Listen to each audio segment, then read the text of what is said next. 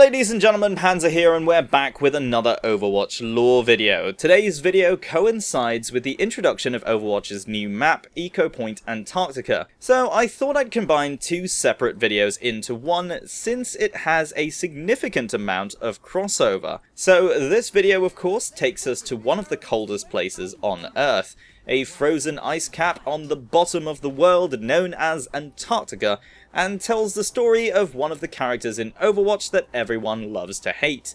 Mei. Zhou Meiling, or commonly known as just Mei, is a scientist originating from China. She's a climatologist, and she joined Overwatch during the peacetime years following the end of the first Omnic crisis. Throughout her time being stationed at different places around the world, she kept her journal of adventures while observing climate change and the effects it had on different ecosystems. On the outset, the world was experiencing an unexplained climate phenomena. Whilst many believed it was due to the use of new technology, or the growing Omnic population and increased resource consumption, the actual cause of the climate change was still not ascertained. Overwatch began a multi-year initiative to find a solution to the problem and established eco-watch points around the world, also commonly known simply as Ecopoints. These bases, while built by Overwatch, were not primarily security or military posts unlike other watchpoints. These were scientific in nature and housed scientists and laboratories for the purpose of conducting research. Mei was stationed at Ecopoint Antarctica, and she brought along with her cutting-edge innovations in climate manipulation. During her time there, she observed changes in the Antarctic surface, as well as the collapse of ancient glaciers.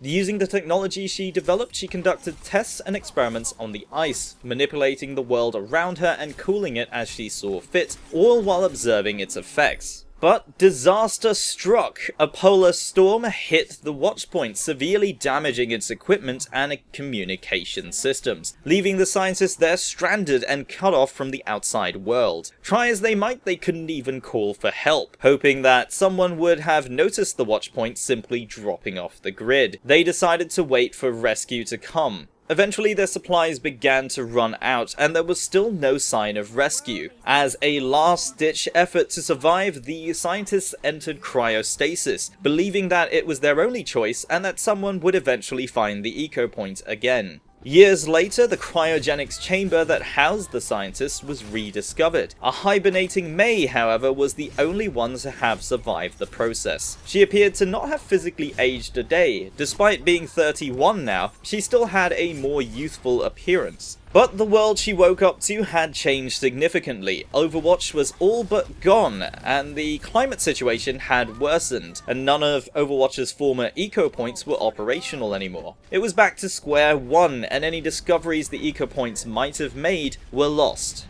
Mei decided to continue her work alone, and she made a portable version of her climate manipulation technology and travelled the world with it, hoping to re-establish the eco-network and finally discover the cause of Earth's climate problem. But that's the story of Mei, a scientist and climatologist filled with childlike wonder and admiration for nature. But let me know what you guys think. Many questions still remain unanswered. How exactly did Mei survive the freezing process? Why does being frozen seem to heal her? And if you had the choice to be frozen in cryostasis to be revived in the future, would you take the chance? Let me know what you think down in the comments below, and don't forget to leave a like if you enjoyed the video and subscribe if you're new to the channel. My name is Panzer, thank you very much for watching, and I'll see you next time.